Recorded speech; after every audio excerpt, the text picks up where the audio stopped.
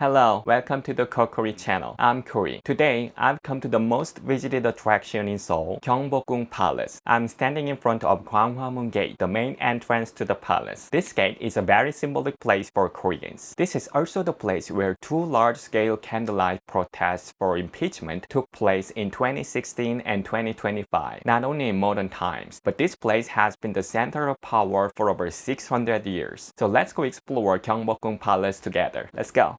Young and hungry when I stepped into the scene. City lights were dancing, living in a dream where the skyscrapers reaching up.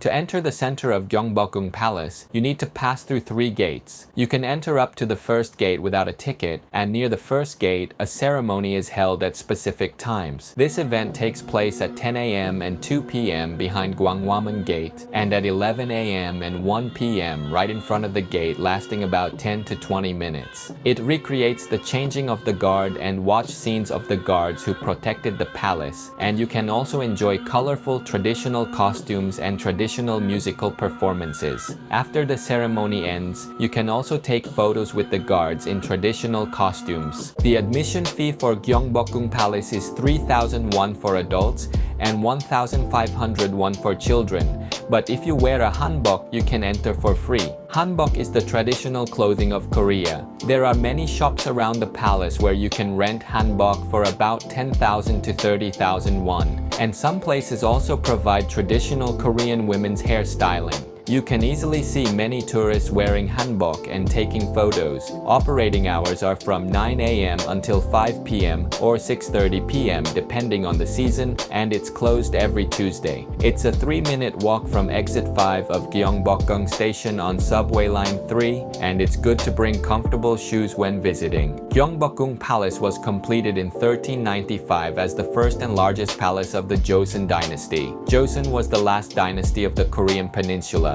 North Korea still calls itself Joseon, but South Korea does not recognize this and calls it North Korea. Anyway, Gyeongbokgung Palace was built with hopes for the prosperity of the new dynasty, as its name means wishing for great fortune. This is also where King Sejong created Korean alphabet. King Sejong is the most respected figure among Koreans. Gyeongbokgung Palace was damaged twice in the past due to major wars with Japan and colonial rule, but it has been restored since 1990. This is the heart of the palace, Geunjeongjeon Hall. This is the most important building where the Joseon king discussed state affairs with his subjects and received foreign envoys. Geunjeongjeon Hall is the throne hall that symbolizes the authority of the Joseon dynasty. These stones indicate the ranks of the court officials who stood at this position. During the Joseon era, where you stood was determined by your status and rank, and these stones were placed to distinguish those positions. It was a system to maintain order in front of the king. What's interesting is the philosophy hidden in the design of Gyeongbokgung Palace. From Gwanghwamun Gate to Geunjeongjeon Hall, there are 3 gates, and each gate has 3 entrances. The stone path leading to the throne hall is also divided into 3 parts. The center path was used only by the king, the eastern path by civil officials, and the western path by military officials. Why 3? People of the Joseon era considered 3 to be the most perfect number, just as Westerners consider 7 to be sacred. This comes from the heaven-earth human philosophy,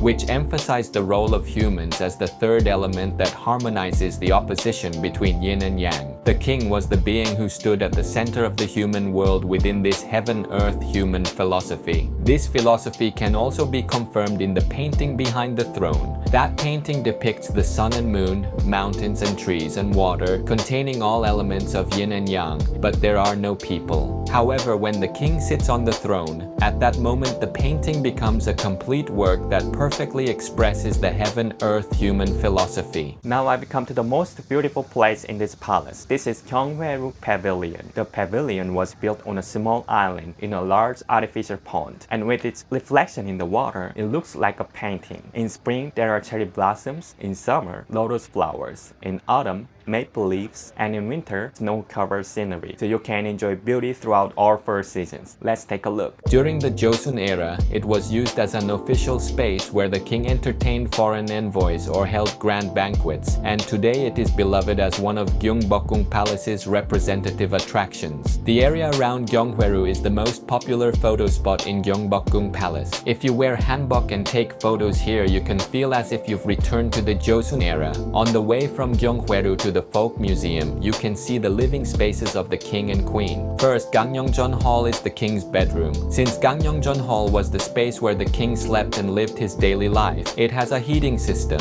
This is a chimney that is part of that heating system. Geunjeongjeon Hall is the queen's bedroom, and Gyeode means heaven and earth harmoniously coming together, symbolizing the harmony between king and queen. Interestingly, the queen could not freely sleep with the king, and subjects would set auspicious dates for them. Since they had to consider astronomy and ritual days, it was often less than 10 days a year. It is said that when the king and queen slept together, subjects would wait outside and check on the situation. This was because it was an important duty for the royal succession. Both buildings used ondol, Korea's traditional heating system. Ondol is an original technology representing Korea, a heating method that warms the entire floor, which is rare worldwide. Ondol is a method of circulating hot air through channels under the floor, and it was the wisdom of ancestors to endure Korea's cold winters. Interestingly, ondol is also important evidence in archaeology to prove that Koreans lived in that area in the past. This technology continues to this day as the floor heating system in Korean houses. Here at the National Folk Museum, you can see Korea's traditional lifestyle in more detail. 경복궁 같기도 하고 용 같기도 하고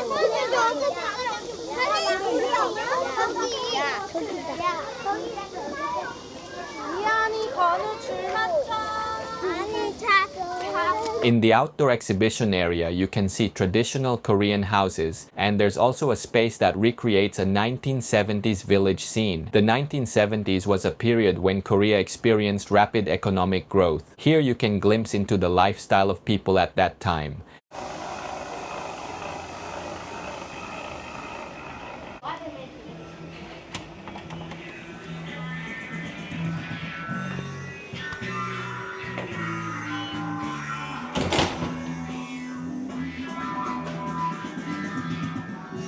Since filming inside the museum is prohibited, today's video ends here. If you want to see traditional Korean cultural exhibitions, I recommend visiting in person. Did you enjoy today's Gyeongbokgung Palace guide video? Feel free to leave questions in the comments below. And if you enjoyed this video, please give it a like and subscribe. See you in the next video. Bye!